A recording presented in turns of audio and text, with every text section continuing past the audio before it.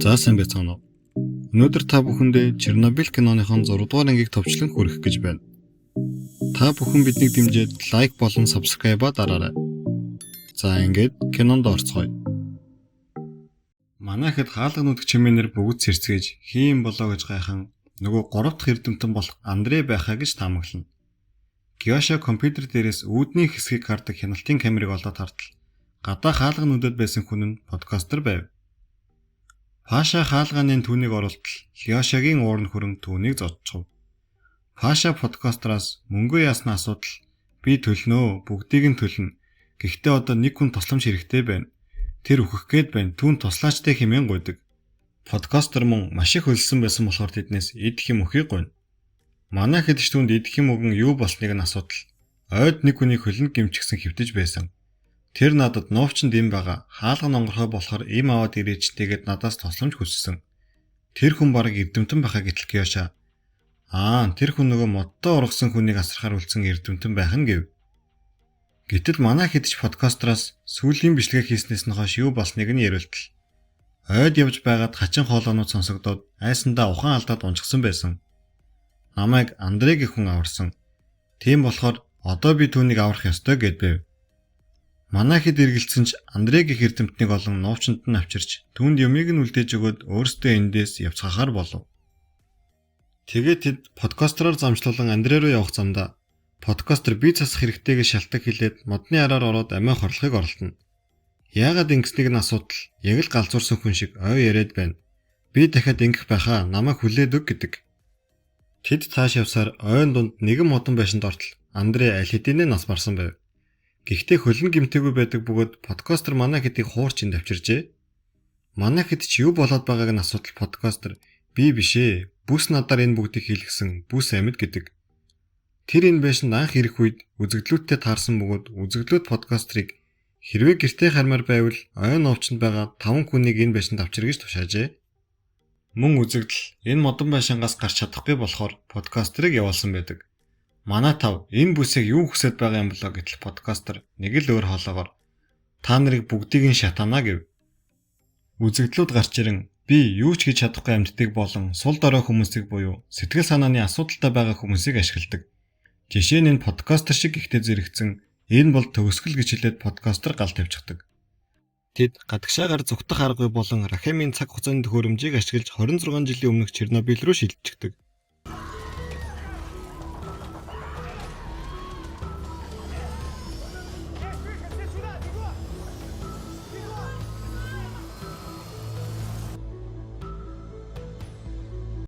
Манай хэд болон подкастерч мөн шилжээд ирсэн байдаг.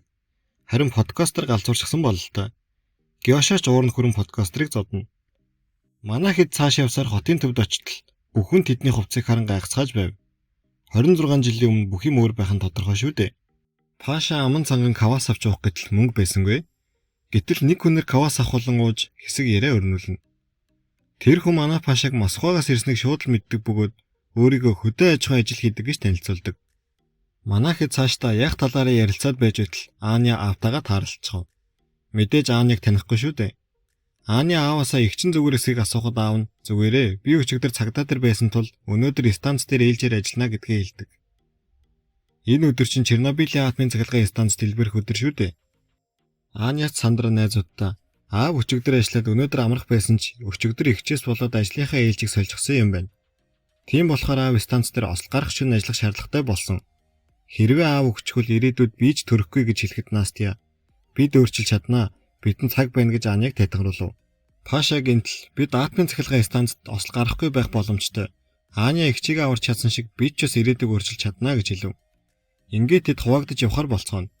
Аня, Настя, Геоша 3 Анягийн аав дээр очин хүмүүсийг цөмийн ослоос аврах хэрэгтэйг тайлбарлахын тулд явхаар болдог. Харин Паша, Леша подкастер 3 маань машин олохоор болцгооно. Аня, Настя, Геоша 3 Анягийн гэрт очин аавд нь бүх зүйлийг тайлбарлана. Гэтэл аав нь итгэж өгөхгүй байтал Аня зөвхөн аавынхаа л мэдэх зүйлсийг ярьж итгүүлж чадав. Харин манай 3 машин хулгайлах гээд яахаа мэдэхгүй байж байтал Леша төгжийг тайлахын тулд бидэнд төмөр шугам хэрэгтэй. Би хэдэн хүүхдүүдэд загчсан байгаа гэд ярьтал нөгөө хүүхдүүд нь ч ирээд төмөр шугамаа өгөв. Манай Леша бохоор намаалцчихсан байдаг юм да. Бас хэрэглэн байгаа юм шүү.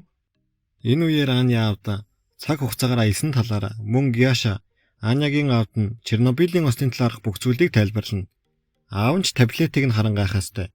Харин Лиаша Паша хоёр шугамаараа машины түгжийг тайлан асаах гээд байж байтал цагдаа ирээд юу хийж байгааг нь асуув.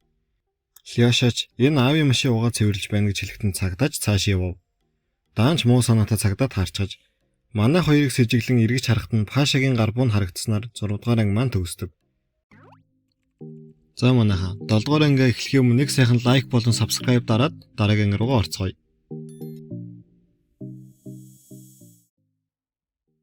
7 дугаар анги эхлэхэд зөвлөс социалист бүгд найрамд холбоот улсын КГБ-гийн ахмад Костенко гэх хүнээр кино маань эхэлнэ.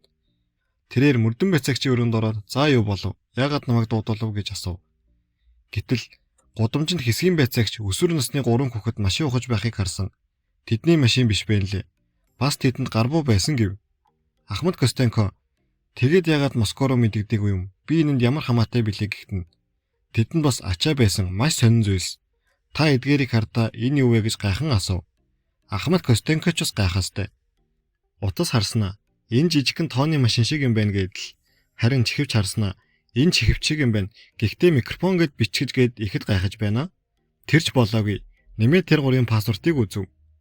Эзэн хааны сүл болох бүргэд мөн Оросын холбооны улс гэсэн бичгтэй паспорт авахыг нь харан манай гураас байцаалт авахар болно. Ахмад Костенко Паша хоёр нүүрэлтэхэд Пашаг "Үнгүй Кавасан дурлагч чи хинбэ? Би чамайг төсөөлөхөөс ч айж байна" гэв. Пашагаас эд зүйлсийг нь гарган асууж "Эднэр юу вэ? Паспорт уу" гэж асуудал. "Үгүй ээ, найзуудын тоглоом. Ирээдүйд төрсэн юм шиг л гоё байгаа бидтэй" гэтэл түүн дуурлан "Би чамайг энэ баримтаар үнслэн буудаад алцгаж чадна шүү. Үннээ хэлсэн чинь дээрдэ" гэж хэлэн гарч яв. Энэ үеэр Анягийн аав нь "Би бол муугүй физикч. Ямар ч цаг хугацааны аял гэж байх боломжгүй. Энэ нь Эйнштейний хуультай зөрчилдөнө" гэж сүр сүрэм яриад байв. Геошач "За би 1995 онд төрж ирээдүгээс энд ирсэн үнэн. Бас энэ бичлэгч үнэн. Та энэ бичлэгийг үзгэж хэлв." Анягийн аав нь бичлэгийг үзэн Чернобылийн атомын цахилгаан станцд ослболж байхыг хараад "Энэ юу вэ? Яагаад ийм болсон юм бэ?" гэхэд Аня "Энэ үйл явдал хараахан болоогүй байгаа. Гэхдээ өнөөш нь болно" гэв. Геоша харин Припят ийм болж хувирна гэд зургийг нь ч үзүүлв. Аня аавда осол юунаас болж гарсныг үүн дээр бичсэн байгаа гэд таблетаа өгөөд "Та физикч хүн болохоор биднээс илүү сайн ойлгон шүү дээ" гэдэг. Харин энэ үеэр мань гурав КГБ руу машин тачигдаад явж байхдаа Лиаша "Зүгээрээ бид нар хэдхэн цагийн дараа л өөрсдийн ертөнц рүүгээ буцчихнаа" гэхэд Паша "Тэрэнд бидний гар утас, паспорт гэд бүх зүйлс байгаа. Тэр бууцсан шиг чинь амар хүн бишээ" гэж санаан зовоостой байв. Анягийн аав нь "Аня, чи яаж намайг мэддэг юм бэ?" гэхэд Аня сандран "Би ирээдүйд таныг мэддэг болно. Та миний аавын сайн найз" гэд худлаа хэлчихв. Анягийн аав нь эхнэр болон Анягийн эгчийг Москва руу яв. Ойрын хугацаанд станц дээр ослол гарч болцсохгүй байна гэд явуулдаг. Паша Лиаша подкастер 3 КГБ-д хоригдоод байж байтал подкастер сая л нэг эрүүл ухаан орж ирэн "Би хаана байна" гэхдээ зэрэгцэн шоронгийн хаалгыг нээн Костенко орж ирэн манай гурвын зургийг дарна. Та бүхэн санаж байвал 1-р анги дээр манайхад подкастерыг хайж байхдаа энэ гурвын цуг даруулсан зургийг хардаг да. Тэр зураг нь энэ байх нь. Костенко подкастераас эхлээд мэдүүлэг авахар болсон бололтой. Нөгөө талд Анягийн аав нь өнөөдөр туршилт хийхээр төлөвлөсөн. Тиймээс надад ганц л арга байна. Тэр нь блокийн ажиллагаанд саад болж нэг юм эвдлэх хэрэгтэй. Буруу товчлуур тарж онц байдал үүсэх. Тэгвэл ээлжийн ахлах нар арга хэмжээ аавна гэсэн төлөвлөгөө зохиодог.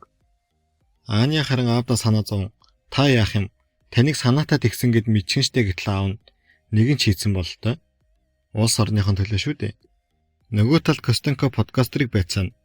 Харин урдаас нь гинэт ухаан санааны эрүүл болсон подкастер хаана байгаагаа ч мэдэхгүй байлаа.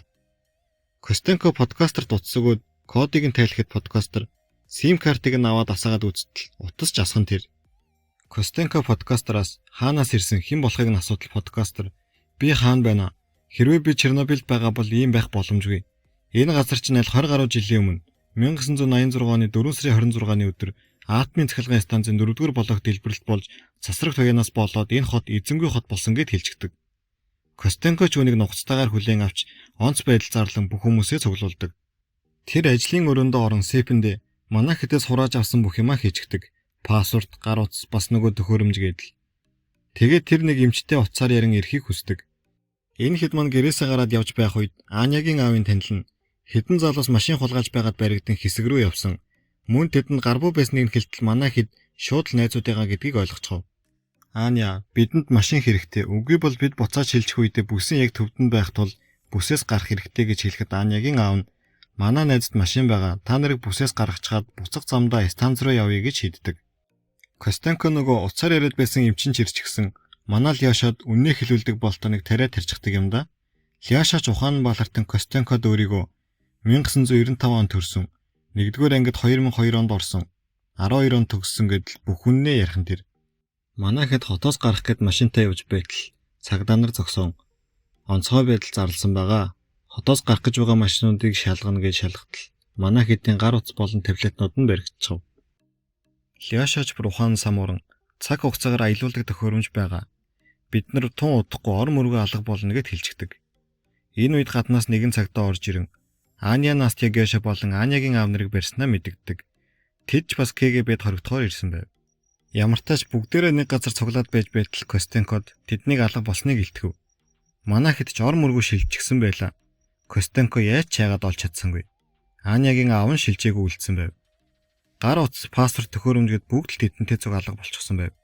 Манай хэд шилжээд одоо үеийн КГБ-гийн хоосон байр нь гараад ирэв.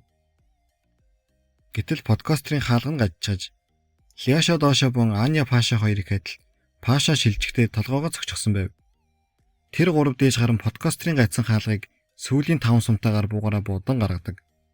Паша сүүлийн ганц сумаараа төхөөрөмжийг буутах гэтэл Аня хүлээж бай. Миний аав яасан бол тэрэнд юу тохиолдсон бол гэд уцаа харах гэтэл цэнэггүй болчихож. Гэтэл подкастер сумаа дэмий өрх хэрэггүй. Би гадаа нэг чимээ сонсон гэхэд Геоша тэр дахиад л хуурч байгаа биз гэв. Үгүй ээ, би үнэн хэлж байна гэтэл Паша тэгвэл төрүүлээд яв. Чи чимээ сонссон гэд подкастерыг төрүүлж явуулснаар 7 дугаар анги маань төгсдөг.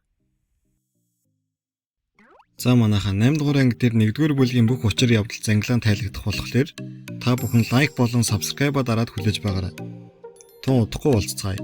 Та бүгдэд баярлалаа.